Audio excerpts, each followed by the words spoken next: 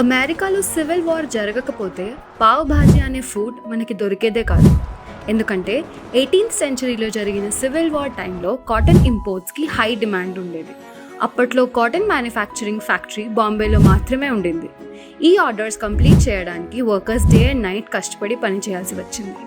దానివల్ల వాళ్ళు చాలా టైర్డ్ అయిపోయేవారు. ఆ టైర్డ్ అయిన వర్కర్స్కి ఫుడ్ పెట్టడానికి మిల్స్ బయట స్మాల్ స్టాల్స్ పెట్టి తక్కువ ధరలో ఈజీగా తయారు చేయగలిగే ఫుడ్ ఇద్దామని ఒక స్ట్రీట్ ఫుడ్ వెండర్ ఒక గ్రేట్ ఐడియాతో వచ్చాడు. అతని దగ్గర ఉన్న వెజిటబుల్స్ అన్నీ కలిపి ఒక డిష్ చేశాడు. దానికి పావ్ భాజీ అని పేరు పెట్టాడు. ఎందుకంటే పోర్చుగీస్లో బ్రెడ్ని పావ్ అంటారు. అలా ఈ వర్కర్స్ డిష్ ని తిని మళ్ళీ పనికి రెట్టింపు ఉత్సాహంతో వెళ్లి కాటన్ ఉత్పత్తి చేయడం కొనసాగించారు.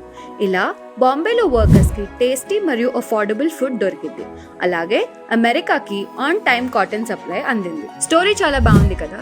ఇలా మరికొన్ని ఫుడ్ రిలేటెడ్ ఇంట్రెస్టింగ్ స్టోరీస్ కోసం follows on Instagram. And if pav bhaji is your favourite food, ఈ రీల్ని మీ ఫ్రెండ్స్తో షేర్ చేయండి.